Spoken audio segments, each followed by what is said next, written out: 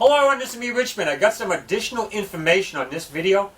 How to replace the battery in a 2013-2016 Ford Escape. Now the factory manual states you remove the air box and associated wires around it and such to get the battery out.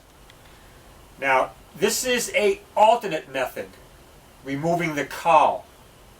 So I suggest take a look at this video, go out and get other information or videos on the factory method where they remove the air box. See which one you prefer before you start. Now, once you do replace the battery, you need to reset the battery monitoring system. You can take it to the dealer and they can do it for you, or you can do it yourself. There is a free program out there called ForScan. You need that, and you'll need the adapter to adapt your laptop computer to the vehicle, and then you can reset the monitoring system. Now that's it.